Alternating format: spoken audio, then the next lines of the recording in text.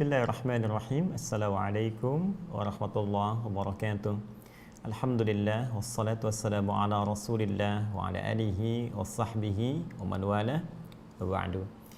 Saudara-saudariku, apa kabar? Semoga kita semua senantiasa dimuliakan oleh Allah Subhanahu wa taala, dicintai, dirahmati, dan tentunya kita berharap semoga di hari pertama di bulan Dzulhijjah di tahun 1441 Hijrah ini seluruh amalan kita dicintai oleh Allah Subhanahu wa taala. Sebagaimana telah kami sampaikan dalam salah satu hadis Nabi sallallahu alaihi wasallam yang diriwayatkan oleh Al-Imam Al-Bukhari dalam kitab sahihnya dari sahabat Ibnu Abbas radhiyallahu taala anhuma, bahwa Nabi sallallahu alaihi wasallam pernah bersabda bima ma'na ma min ayyamin al-amalus salihu fiha ahabbu ila Allah. Tidak ditemukan perjalanan hari dari bentangan waktu selama setahun itu saat amal soleh di hari-hari itu menjadi dicintai oleh Allah Subhanahu wa taala min hadhil ayyam al-ashr, terutama 10 hari pertama di awal bulan Dzulhijjah itu.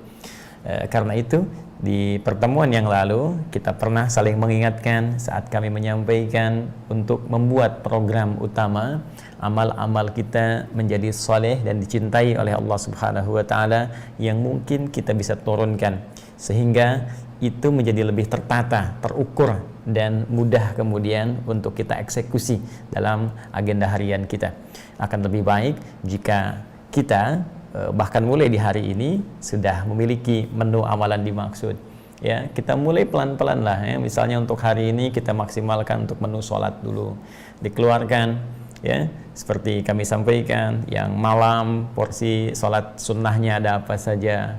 Kemudian peluang di pagi ini teman-teman ya. Di awal duha kan ada syuruk ya. Mungkin setelah video ini diupload sudah lewat. Ada duhanya, ada qabliyah zuhurnya, ba'diyah zuhurnya ya. Kemudian salat mutlak itu yang sebelum asar 4 rakaat, kemudian ba'da maghrib 2 rakaat ya, qabliyah isyanya 2 rakaat, ba'diyah 2 rakaat, dan ada kesempatan qiyamul lail di malam nanti jika Allah berkenan memberikan kesempatan kita hidup. Ya, sederhana kita tuliskan ya di buku catatan kita misalnya, kemudian atau boleh juga kita bisa keluarkan dalam bentuk lembaran kertas ya, yang kemudian kita tempelkan, kita foto dulu, masukin ke handphone kita ya, kemudian disimpan di wallpaper yang paling depan ya di handphone kita, sehingga ketika kemudian kita buka itu pengingat amalan kita. Itu menjadi hal standar yang bisa kita lakukan. Kemudian target setelah itu Al-Quran ya, mau baca berapa banyak hari ini ya, sedekahnya dan amalan-amalan lainnya tentunya yang kita bisa maksimalkan, termasuk puasa di dalamnya yang bisa kita perbanyak. Untuk mendukung itu, insya Allah kita akan berikhtiar untuk melihat dan juga bisa berinteraksi dengan teman-teman semua melalui kolom pertanyaan khusus yang bisa kita tunjukkan dan kita diskusikan. Tapi untuk saat ini edisi pertama kita akan cek dulu ya di media sosial kita, baik di Instagram ataupun di YouTube, yang boleh jadi ada persoalan-persoalan terkait dengan paket ibadah di Idul Adha ini yang kiranya bisa kita diskusikan dan bisa merujuk pada keterangan-keterangan di Al-Quran dan hadis-hadis Nabi SAW berdasar informasi dan pendapat para ulama-ulama kita yang kafabel di bidangnya. Nanti setelah ini kita akan coba sajikan satu line khusus yang di situ mungkin teman-teman bisa menghadirkan pertanyaan-pertanyaan sehingga kita bisa lebih mudah untuk mengamati, mencari referensi dan mendiskusikannya dengan teman-teman semua. Hari ini kita coba pantau tadi dan saya mendapatkan beberapa informasi pertanyaan dari kawan-kawan yang kiranya kita bisa diskusikan. Mohon izin kita langsung saja. Pertama dari Instagram, ada akun, saya mungkin tidak sebutkan akunnya ya, yang langsung saja saya bacakan. Assalamualaikum. Waalaikumsalam warahmatullahi wabarakatuh. Semoga Allah muliakan yang bertanya ini dan Anda semua. Ustaz, tolong penjelasan tentang larang mencukur kuku dan rambut itu bagi sahibul kurban atau hewan yang akan dikurbankannya. Baik, persoalan ini agak baiknya kita merujuk dulu pada keterangan Nabi Sallallahu Alaihi Wasallam dalam hadis-hadis yang populer terkait dengan persoalan ini, sehingga dari situ kita bisa mendapatkan pemahaman yang utuh.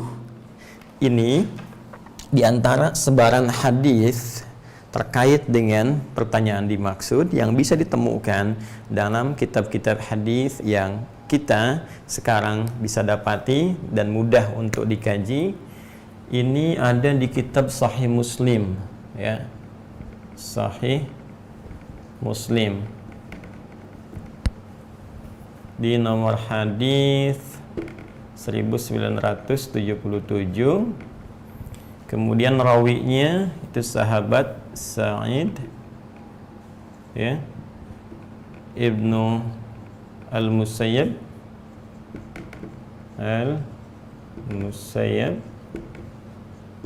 referensinya beliau mendapati dari Ummu Salamah radhiyallahu taala anha, ya. Nah, ini baik, bagaimana bunyi hadisnya? Dari Ummu Salamah radhiyallahu taala anha, semoga Allah memuliakan, menyayangi beliau, direferensikan dari beliau bersumber dari Rasulullah sallallahu alaihi wasallam. Qala, beliau pernah bersabda, "Idza ahalla hilana Dzulhijjah." Saya tuliskan ya supaya mudah kita amati nanti. Idza, ya, ahalla hilala Dzulhijjah,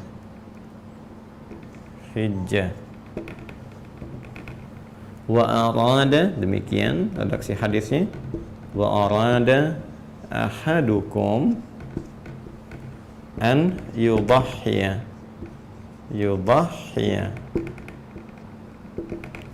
fala yamassa, redaksi pertama begini, fala yamassa,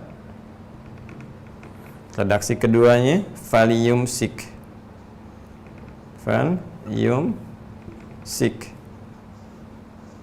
ya,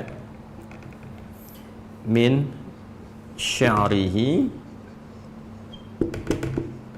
wa azfarihi. Nah, ini redaksinya,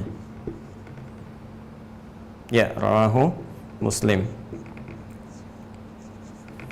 Demikian redaksinya teman-teman yang bisa kita kemudian tuliskan. Idza ahalla hilala Dzulhijjah, jika, kata Nabi SAW, telah diketahui awal bulan Dzulhijjah, ya, hilal yang dimaksud di sini ahalla itu muncul di awal, ya, hilala jadi hilal yang muncul menandakan tibanya awal waktu di hari baru, bulan baru. Itu yang kemarin telah kita bahas, ya. Hilal pertama yang muncul setelah proses konjungsi ijtima', ya, kemudian terlihat penampakannya atau diketahui melalui perhitungan hisab dalam pandangan astronomi seperti telah kemarin dijelaskan. Ini telah diketahui khusus Dzulhijjah yang menunjuk munculnya awal bulan Dzulhijjah.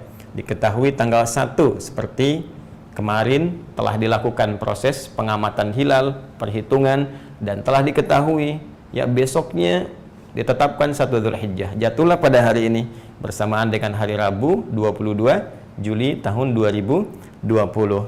Nah, ini sudah ketahuan sekarang tanggal 1. Wa arada ahadukum, dan di antara kalian, kata Nabi sallallahu alaihi wasallam menunjuk kepada kita umatnya, arada, ada yang berkeinginan, an yudahhiya, untuk berkurban, ya, dalam proses nanti saat masuk Idul Adha, dimulai dari tanggal 10, ya, berlanjut nanti di hari tasyrik setelahnya 11, 12, 13. Jika dari sejak awal bulan Dzulhijjah ini sudah masuk, ada di antara kalian yang berkeinginan untuk menyembelih hewan kurban, ya, ikut berkurban kalau dalam redaksi bahasa Indonesianya.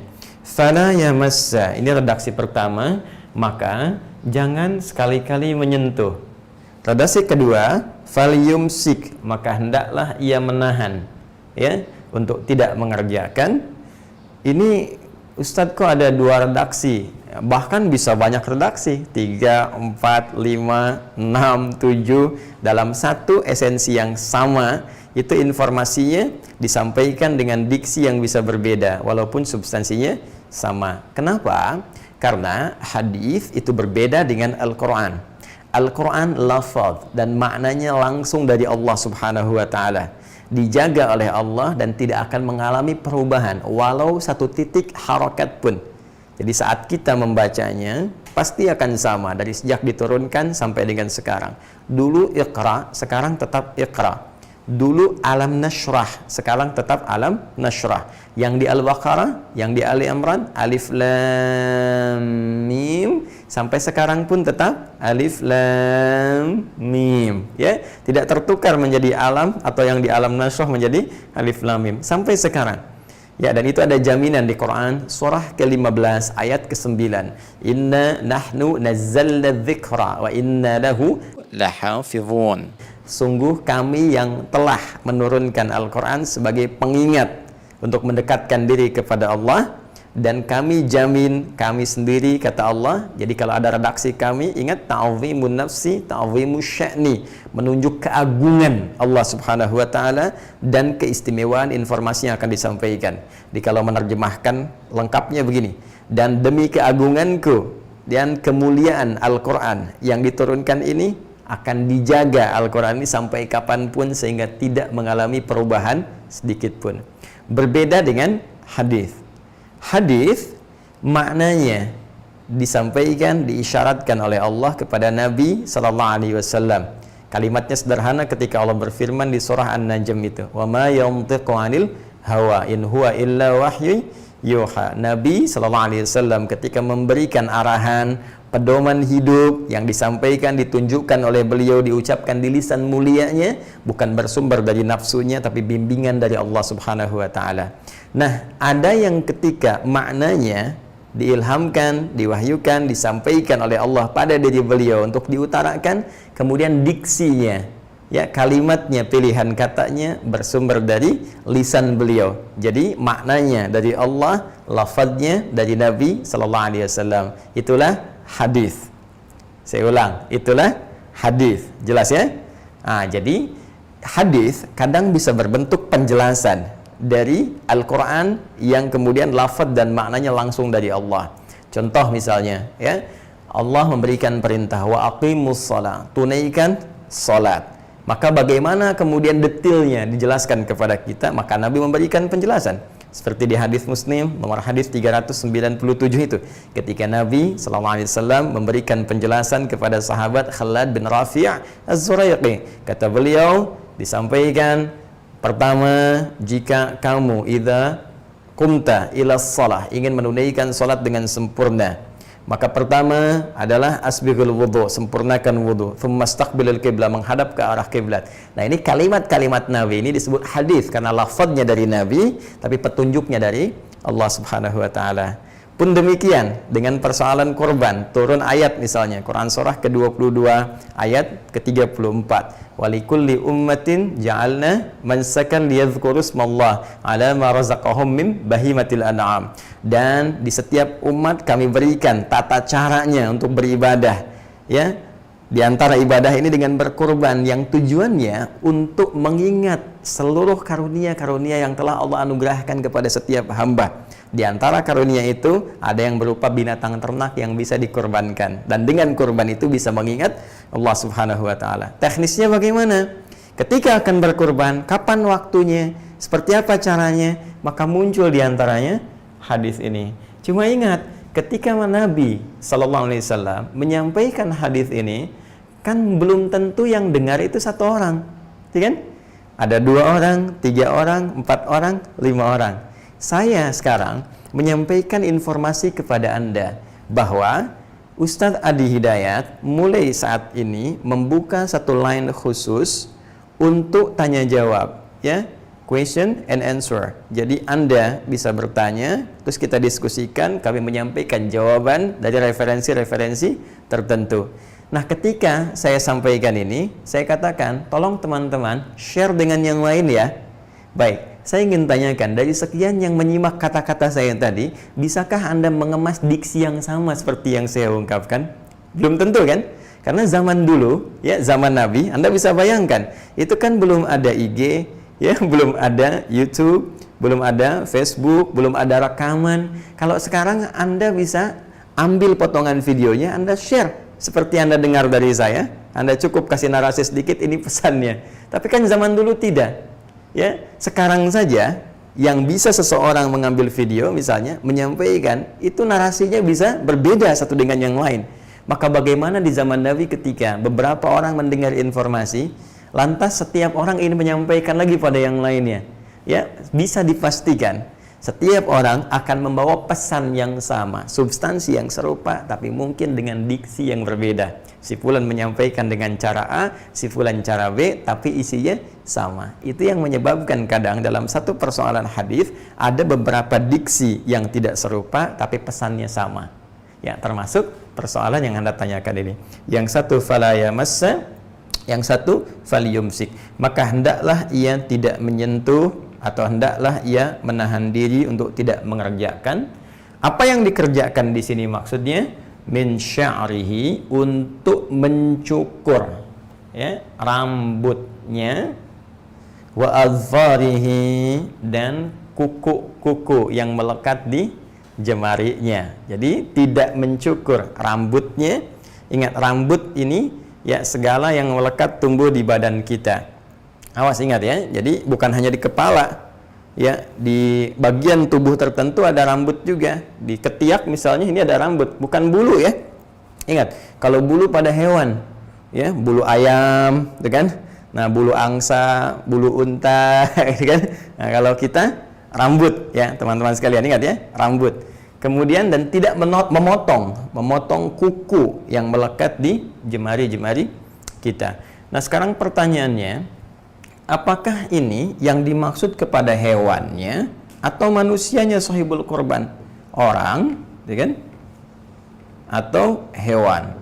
Karena memang dua tafsiran ini ada. Ada yang menafsirkan hewannya, maksudnya hewan, ya. Jangan potong kuku-kuku di hewannya, jangan potong, jangan cukur bulu-bulunya, ya. Kenapa? Ada yang beralasan supaya sempurna keadaan hewannya sehingga tidak menjadi cacat atau aib tertentu. Ada yang beralasan supaya hewan ini nanti sempurna di akhirat, ya, pahalanya, dan demikian. Kemudian ada juga yang menyampaikan pendapat yang dimaksud terkait orangnya. Jadi jangan mencukur rambut yang melekat di tubuh kita, manusianya sahibul korban pun demikian, dengan kuku jangan potong yang menempel di jemarinya. Saya, Adi Hidayat, secara pribadi setelah menganalisis riwayat-riwayat ini, ketersambungan juga dengan pendapat-pendapat para ulama, didukung dengan dari tinjauan rasionalitas yang mengacu pada dialektikanya, keterangan tekstual dari segi pendekatan bahasa nabinya, nampaknya yang terlihat lebih kuat ini mengacu kepada orangnya. Jadi yang dimaksudnya, jika ada di antara kita yang memang sudah ingin berkurban dan ini sudah niat, teman-teman sekalian, hewan sudah dipesan, ya, jadi bisa jadi niat ini tumbuh mungkin di hari pertama, ya kan? Sudah ada, mungkin hari kedua, mungkin ada yang tunggu dulu untuk ada anggarannya, baru nanti diputuskan begitu masuk hari kelima, nah, baru keluar itu kan. Misalnya anggaran sudah ada, tiba-tiba langsung datang, entah itu di pihak pengelola di DKM atau langsung datang ke tempat pembelian hewan, kan? Intinya di tanggal Anda memutuskan untuk berkorban itu dan anggaran telah disiapkan, terjadi kemudian transaksi secara syar'i, pembelian diserahkan atau datang ke DKM tertentu untuk ijab kabul, atau misalnya niat dengan catatan anggaran sudah disiapkan, ya, walaupun belum didapatkan. Misalnya gajian tanggal sekian, gajian baru tanggal 5 nih, tapi pengen korbannya sudah ada dan memang sudah dialokasikan untuk itu sejak tanggal 1, maka aturan ini berlaku dari tanggal 1-nya. Jika keinginan korbannya baru muncul tanggal 5, ya, karena misalnya ada masuk harta tertentu baru dapat, alhamdulillah, tiba kemudian pengen korban, maka tanggal 5 itu berlaku hukum ini.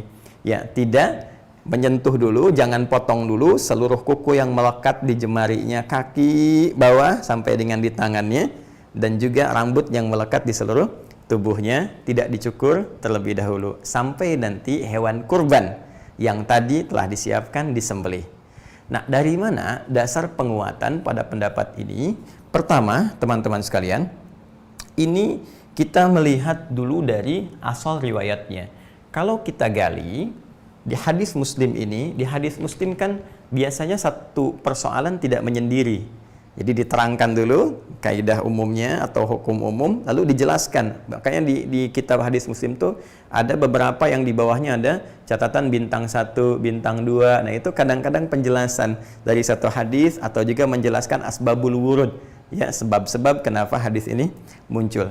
Kalau Anda kaji lagi di bab ini di hadis Muslim, lihat kemudian ada kisah.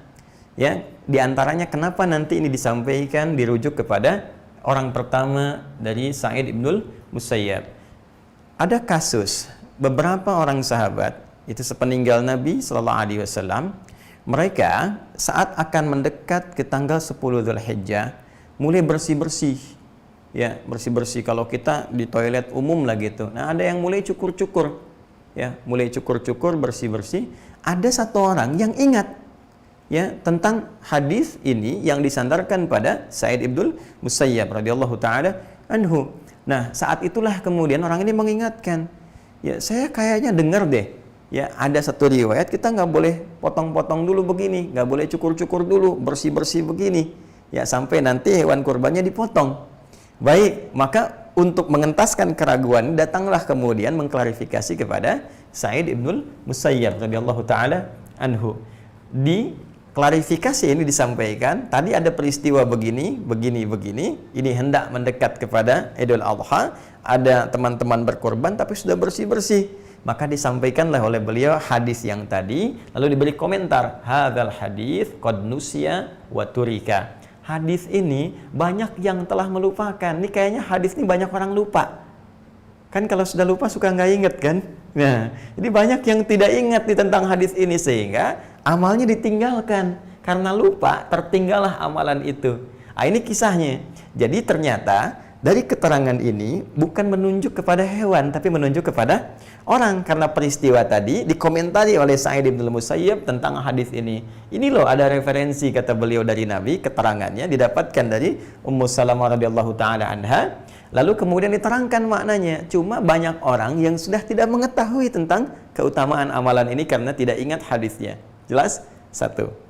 Baik, yang kedua, teman-teman sekalian, dari segi siyak, ya perhatikan konteks kalimatnya. Nabi di sini menjelaskan, ini dari segi bahasa ya. Jika telah tiba awal bulan Dzulhijjah, hilalnya telah muncul seperti tadi dijelaskan, wa arada ahadukum, ini ataf wawunya ya, diikutkan kepada keterangan awal Dzulhijjah. Ini fi'il madhi wa arada, dan ada keinginan.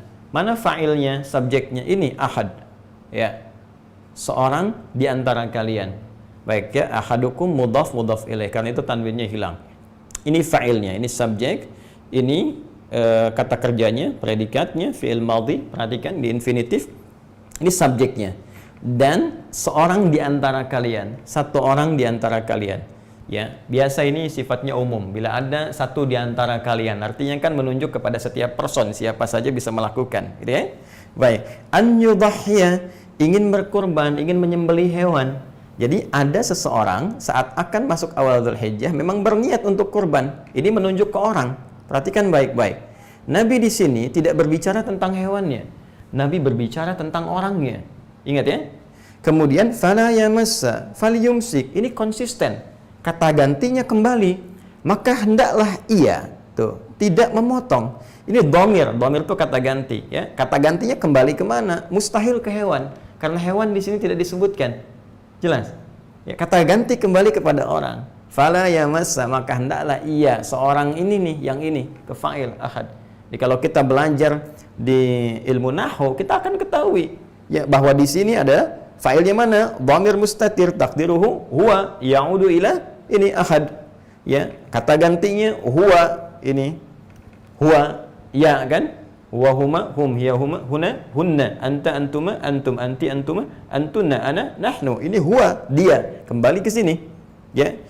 Dia ini, orang yang akan berkorban ini hendaknya menahan diri untuk tidak mencukur atau memotong. Hendaklah jangan menyentuh sama sekali. Apanya? Rambutnya. Maksudnya jangan menyentuh di sini, jangan cukur, ya.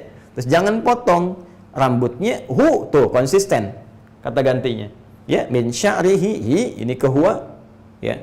Asalnya hu, tapi karena ada huruf jar min, jadi harakatnya ikut ke sini. Syi'ri, ya. Ini isim, ya. Kemudian majrur karena mim, kemudian tanwinnya hilang li idhafati ala dhamir karena mudhaf ya kepada dhamir. Ya, ini mudhaf ilaih takdirnya. Huwa karena ini harakatnya ada min huruf jar maka ini ikut i min sya'rihi.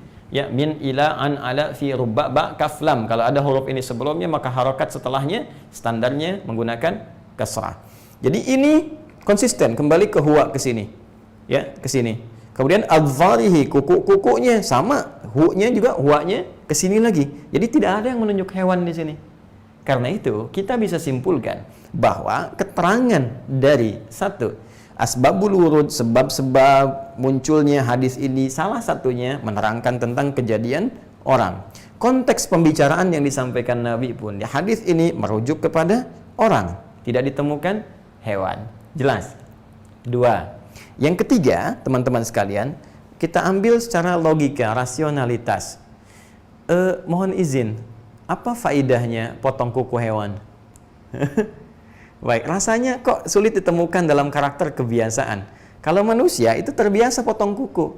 Nah sekarang Anda mau potong kuku sapi, mau ngapain gitu? Ya, dan saya tidak membayangkan begitu mau dipotong mungkin sapi bereaksi kakinya ke depan atau kambing gitu ya. Nah jadi ini di luar kebiasaan gitu ya.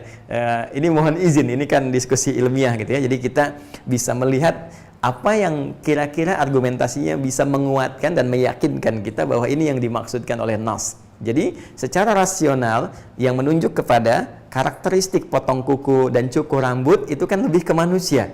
Ya jarang-jarang ke hewan. Betul sebagian hewan ada yang dicukur rambutnya. Tapi pernah nggak gini? Ada orang cukur rambut kerbau, ya bulu kerbau misalnya, ya bulu sapi, bulu unta, kambing mungkin. Tapi tolong jelaskan pada saya bagaimana caranya mencukur bulu unta, ya kerbau, sapi. Kan di sini kita penting untuk menganalisis dari segi rasionalitas, ya kemudian nasnya juga sehingga bernas apa yang disampaikan dan juga konteks dari segi dialektika kebahasaan dan semua tiga unsur ini terpenuhi untuk menunjuk kepada manusianya. Apa hikmah? Sekarang bagian terakhir karena agama din tidak akan lepas dari hikmah. Di antara fungsi Nabi ketika beliau ditetapkan sebagai Rasul itu menjelaskan hikmah. Jelas di Quran surah ke-2 ayat 129 dan dikuatkan di ayat 151. Di ayat 151 penegasannya jelas. Kama arsalna fikum rasulan minkum yatlu alaikum ayatina wa yuzakkikum wa yuallimukumul kitaba wal hikmah. Menjelaskan hikmah. Ya, esensi dari sebuah perintah juga larangan, apa esensinya, apa manfaatnya. Baik, di antara yang patut diketahui bahwa Allah Subhanahu wa taala mengapresiasi ibadah yang sangat tinggi nilainya ini. Tidak mudah setiap orang bisa berkurban karena ia harus mengorbankan kadang harta yang sangat ia cintai. Dia berusaha dulu, ya, untuk kurban mesti ada pengorbanan. Jadi kadang-kadang ada satu sandingan yang erat antara korban dengan korban. Korban harta, korban tenaga, korban keringat untuk mencari, lalu dijadikan sebagai wasilah untuk mendekat kepada Allah Subhanahu wa ta'ala. Maka ini yang dilihat oleh Allah, ini yang diamati. Sehingga Allah langsung memberikan statement, la yanalallaha luhumuha wa dima'uha walakin yanaluhu taqwa minkum. Allah tidak akan pernah melihat, ya bahkan tidak akan sampai redaksi Qurannya, ya yang dagingnya atau bahkan darahnya ini tidak akan sampai kepada Allah karena yang dibutuhkan itu ya oleh kita semua untuk menunjukkan kepada Allah itu takwanya. Jadi yang sampai kepada Allah takwa. Allah nggak butuh dagingnya, Allah nggak butuh darah hewan kurbannya. Bukan itu yang sampai kepada Allah takwanya, kepatuhan kita, kesungguhan kita. ketaatan kita kepada Allah Subhanahu wa taala. Dan dengan ketaatan ini, ketika takwa kita hadirkan dan cinta Allah datang kepada kita, karena semua amalan yang dikerjakan di bulan-bulan Dzulhijjah ini di awalnya menjadi amalan yang dicintai. Tadi saya tegaskan di pembuka talim kita pada hari ini kan, ketika cinta Allah diturunkan kepada orang yang melakukan amalan takwa ini, maka yang pertama Allah berikan kepada orang yang dicintainya, hamba yang dicintainya, adalah ampunan dosa. Jadi kalau Allah cinta pada seorang hamba, itu bukan dikasih dunia, dunia terlampau kecil, tapi yang diberikan pertama kali adalah ampunan dari dosa-dosa. Kaidah ini ditemukan di Quran surah ketiga Ali Imran ayat 31. Qul in kuntum tuhibbunallaha fattabi'uni yuhibbukumullah. Apa yang terjadi setelah yuhibbukumullah? Wa yaghfir lakum dzunubakum. Ketika Allah mencintai kalian, ya Allah langsung menyampaikan, maka yang pertama diberikan mengampuni seluruh dosa-dosanya. Teman-teman sekalian, mohon izin, dari sekian lama kita hidup, sejak mulai balik sampai detik ini, berapa banyak kesalahan kita kerjakan, dosa kita lakukan. Bukankah elemen tubuh yang paling utama yang mungkin terjadi untuk melakukan dosa adalah tubuh-tubuh terluar kita yang kita gunakan, ya kan? Mata untuk melihat, ya, lisan untuk bicara, telinga mendengar, tangan meraba sampai ke ujung kaki. Berapa banyak bersentuhan dengan dosa, ya? Nah, ini ada peluang Allah ingin gugurkan seluruh dosa-dosanya jika ia mau kembali kepada Allah untuk bertobat, untuk tunduk, untuk pasrah. Di antara wasilahnya dengan berkorban. Apresiasinya, Allah akan berkenan dengan izinnya mengampuni seluruh dosa-dosa dari ujung rambut kepalanya sampai ujung kuku di kakinya. Karena itu, jangan pisahkan dulu ini. Khawatir di kuku ini pernah menjadi saksi dari maksiat yang pernah dikerjakan oleh tangan. Kemudian sebelum tiba ampunan itu terpisah ini, ya, dari jemari tangannya, belum diistighfari, ya. Khawatirnya dosa sudah diampuni, tapi karena terpisah dia menjadi saksi di akhirat nanti. Karena nanti saat hisab ada suasana dalam riwayat, ada yang langsung diberi syafaat, ditutup semua, tutup semuanya, karena ketakwaannya, ya, nanti yukaffir anhu sayyi'atihim, ya, dihapuskan oleh Allah segala kesalahannya, tutup habis. Jadi nggak dibuka, kemudian langsung yang baik-baiknya muncul.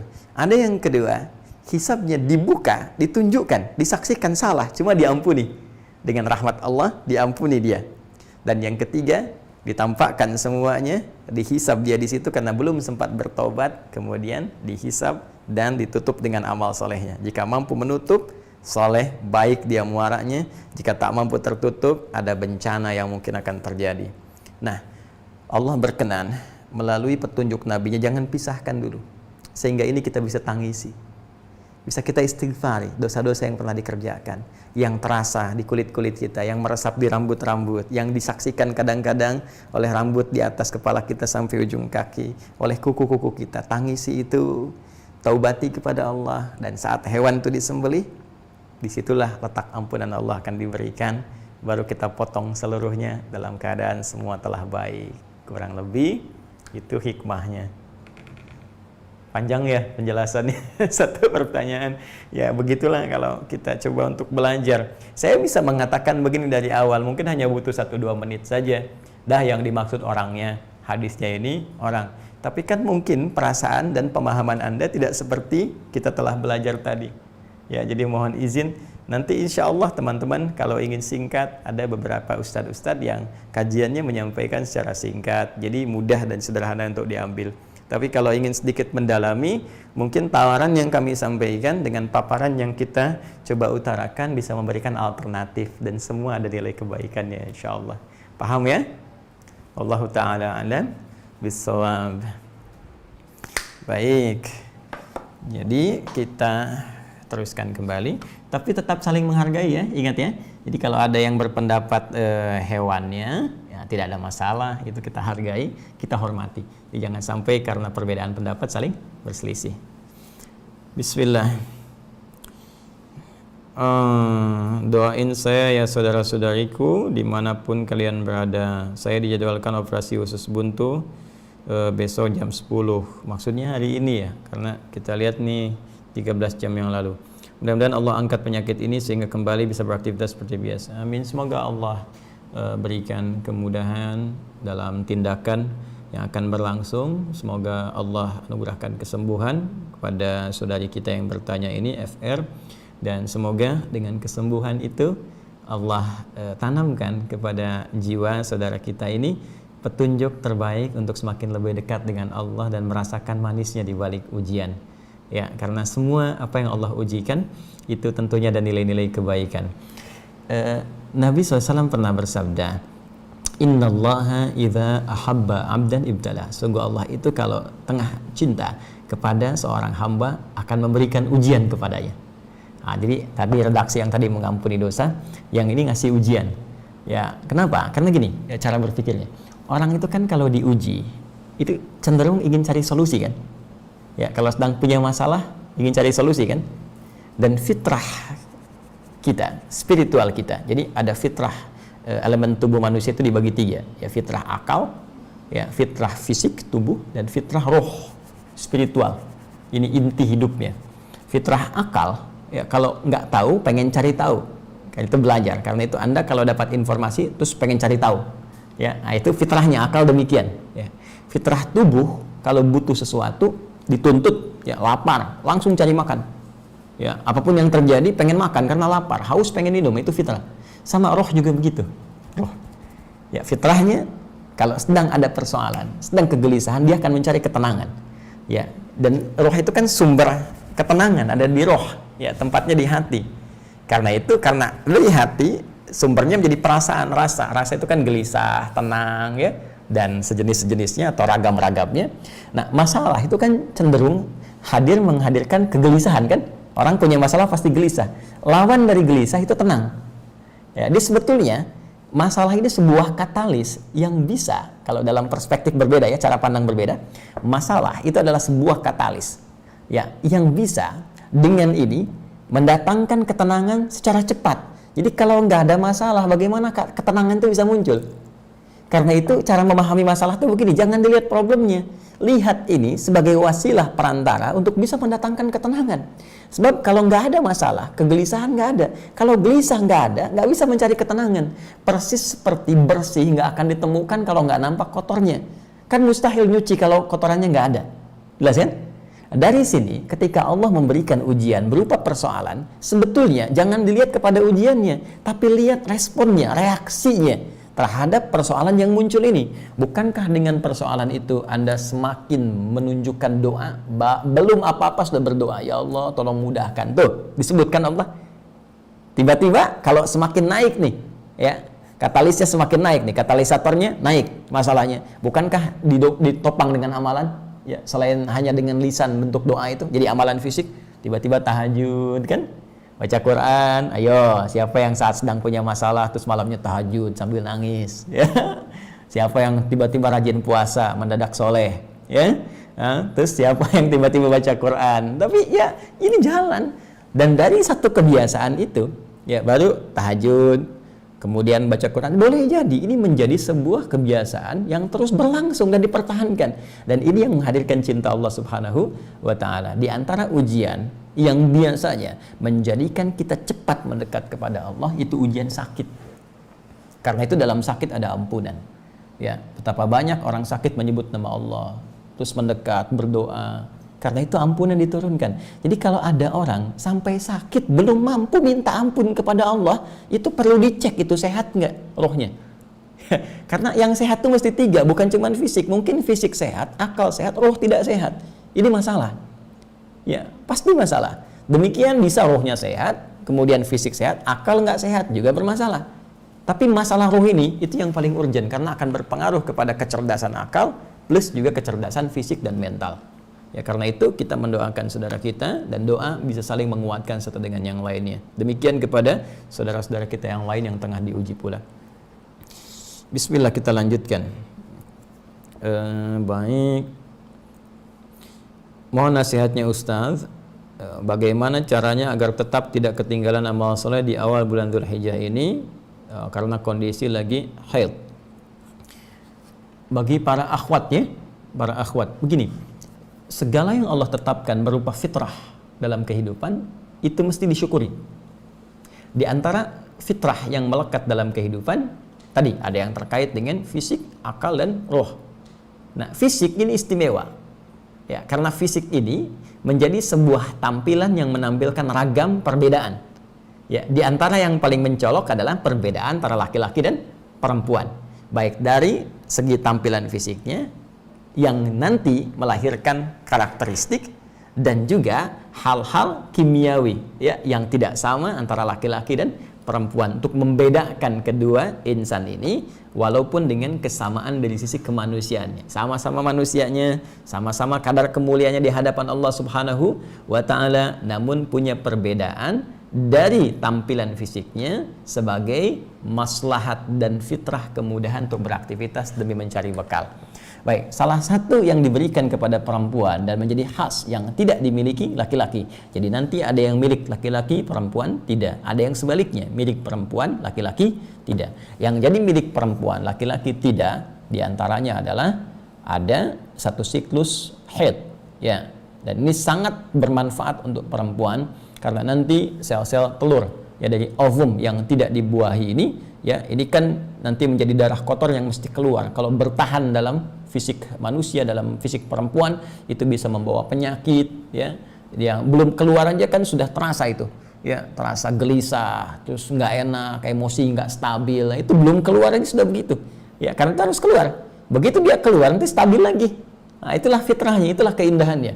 Dan dalam keadaan itu pun itu Masya Allah rukhsahnya tinggi, keringanannya tinggi, diberikan oleh Allah padanannya. Kamu jangan dulu ibadah nih ya, karena satu, ini darah kotor masih keluar. Kotor itu najis secara fisik kan? Yang kedua, tinjauan keduanya secara mentalitas, nggak bagus ibadah dalam keadaan demikian ya. Ibadah sedang nggak stabil emosinya ya kan? Ibadah sedang dalam keadaan yang tidak seperti normalnya dari segi perasaan, dari segi ketenangan hati, terus dari segi fisik tiba-tiba sedang ibadah keluar darah kan nggak enak kan kondisi begitu.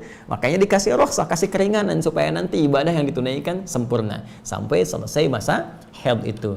Tapi yang membahagiakan adalah amalan-amalan rutin yang biasa dikerjakan saat suci itu dituliskan, dihitung. Karena itu sering saya katakan, berbahagialah muslimah yang saat dalam keadaan sucinya dia membiasakan untuk memperbanyak amal soleh, baik dari segi kuantitas pun demikian meningkatkan kualitas. Dia rajin sholat sunnah, dia rajin puasa sunnah, dia rajin baca Al-Quran. Itu saat tiba masa haidnya dituliskan pahalanya walaupun ia saat itu tidak mengerjakannya. Bukan cuma yang fardu. Dalilnya jelas dari sahabat Abu Hurairah radhiyallahu taala anhu, bersumber dari Nabi sallallahu alaihi wasallam. Idza maridal abdu aw safar kutiba lahu mithla ma kana alaihi muqiman sahiha.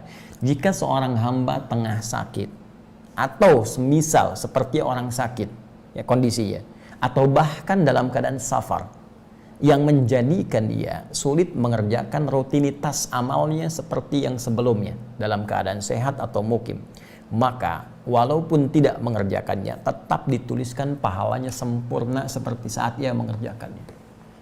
Anda safar sekarang, karena safar kemudian terjadi jamak qasar, zuhur asar di jamak dari 4 bahkan dikosor jadi 2, terus salat sunnah nggak dikerjakan, tapi sebelum safar punya kebiasaan sempurna, bahkan ke masjid, bahkan sunnah dikerjakan.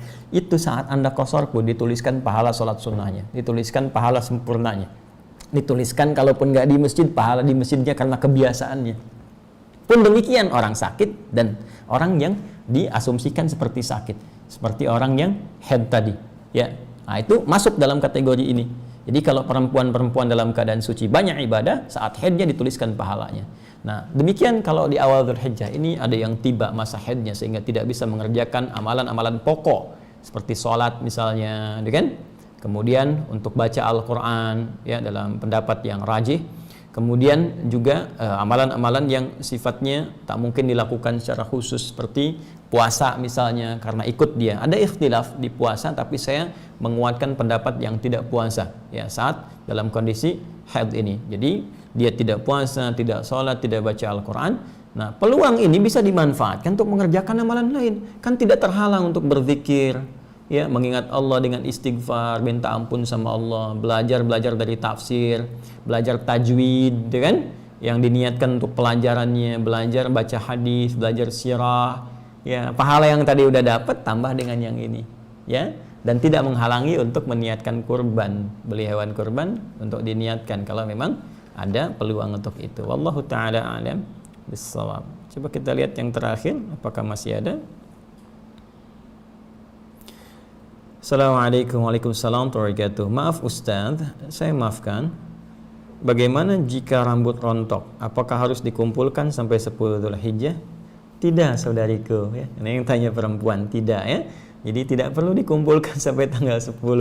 Cukup ambil aja semua, kemudian dikuburkan dengan rapi, ya, gali tanah, simpan ke situ. Kalau tidak memungkinkan ya kumpulkan, kemudian dibuang di tempat yang semestinya lebih tepat untuk bisa melakukan itu. Jadi jangan sampai harus ditunggu sampai 10 Dzulhijjah, karena rontok itu bukan satu keadaan yang disengaja gitu kan untuk dicabut atau demikian, tapi ia terjadi dengan sendirinya. Pertanyaannya sebetulnya kenapa rontok? Banyak pikiran, stres, ya, tingkatkan takwa, rajin ibadah sehingga nanti bisa diimbangi dengan ketenangan jiwa. Jiwa yang tenang itu melahirkan aktivitas yang cemerlang. Catat ya, bikin status quote. Baik, karena yang tadi saya sebut terakhir, maka ini mungkin bonus ya, karena ini penutup. Bolehlah yang tadi terakhir, ini penutup gitu ya. Khitamuhu misk ya, mudah-mudahan baik. Assalamualaikum, assalamualaikum. Gimana Pak Ustadz? Saya mau menjalankan puasa, tapi nanti di pertengahan saya jika mendapatkan halangan haid karena memang sudah waktunya. Tadi sudah saya jawab. Ya. Baik. Assalamualaikum warahmatullahi wabarakatuh. Maaf, jadi kalau mau mulai puasa sunnahnya besok subuh atau Kamis subuh ya. Dari sekarang Rabu kalau mau mulai tadi ya sudah. Kalau belum mulai Kamis boleh ya, Kamis. Dan sekalian juga saya sampaikan begini, kan ada kebiasaan puasa rutin ya, yang sunnah itu Senin, Kamis, bahkan ada yang puasa Daud gitu kan. Kalau yang 9 hari pertama Dzulhijjah ini istimewa. Jadi teksnya itu memperbanyak ya, silakan perbanyak. Memperbanyak itu kan sifatnya artinya bisa semua. Bahkan disebutkan karena Rasulullah SAW yasumut tis'an min Dzulhijjah, adalah Nabi SAW terbiasa memperbanyak puasa, bahkan ada yang menerjemahkan puasa 9 hari penuh ya, 1 sampai dengan 9. Ada yang menerjemahkan memperbanyak puasanya. Jadi memperbanyak itu relatif pada kebiasaan dan kekuatan serta kemampuan muslim yang dimaksudkan atau muslimahnya. Ada yang belum pernah puasa, ya bagi dia satu banyak. Ya, bagi dia satu banyak. Kalau pengen satu, mungkin kita siapkan tanggal 9-nya, karena itu yang paling istimewa di antara 1 sampai 9. Tapi kalau mau, latihan dulu. Karena kan bagi orang yang belum biasa puasa, tidak mudah puasa sehari itu. Jadi Anda bisa berlatih. Kalau hari ini belum, hari kedua misalnya Kamis ya puasa, ya kan? Nanti mungkin karena nggak biasa, zuhur sudah lapar, asar nggak tahan, buka, gitu kan? Nah, nanti lanjutkan lagi, Jumat Sabtunya tahan dulu, Ahad tahan, Senin mungkin puasa lagi. Nah, jadi naik sampai nanti tanggal 9 terbiasa. Ya, itu bisa dicoba juga ke anak-anak yang baru baligh ya, untuk bisa berpuasa tanggal 9. Tapi kalau Anda sudah rutin, sudah biasa, bahkan yang puasa Daud misalnya, nah ini bisa diteruskan. Bahkan naik level, yang tadinya sehari puasa, sehari tidak, bisa ini 9 hari berturut-turut puasa. Ya, bahkan kalau misalnya Anda bertanya, Ustaz gimana kalau Kamisnya pas saya buka puasa Daudnya? Pas masuk tanggal 9, nah ini bisa teruskan puasa boleh ya, dengan niat yang sekarang puasa di 9 pertama Dzulhijjah, dan itu pahalanya akan berbeda karena datangnya cuma setahun sekali ya. Kami kira demikian teman-teman sekalian. Jadi saya ingin sampaikan bahwa program ini akan coba kita buka sampai dengan tanggal 9 Dzulhijjah. Nanti mohon izin ya ke teman-teman admin ya, mohon nanti disiapkan baik di YouTube ataupun di Instagram. Jadi nanti kolom ya untuk tanya jawab. Dari tanya jawab ini diperkenankan teman-teman pemirsa saudara-saudari kita bisa bertanya. Nanti dari pertanyaan ini setiap pagi saya akan usahakan atau mungkin di waktu yang luang saya coba jawab sehingga nanti bisa diupload ya. Dan kalau sudah terukur kan gampang melihatnya. Ini kadang-kadang juga dapat informasinya dari kolom komentar gitu kan, dan seterusnya. Kita khususkan. Semoga Allah muliakan kita semua, memberi jalan petunjuk kemudahan untuk kita beraktivitas, dan semoga seluruhnya diridhoi oleh Allah Subhanahu wa taala. Maafkan saya Semoga Allah melembutkan hati Anda untuk memaafkan saya, dan semoga kita semua sekali lagi dirahmati oleh Allah Subhanahu wa taala. Subhanakallahumma wa bihamdika asyhadu an la ilaha illa anta astaghfiruka wa atubu ilaik. Wa akhiru da'wana alhamdulillahi rabbil alamin. Assalamualaikum warahmatullahi wabarakatuh.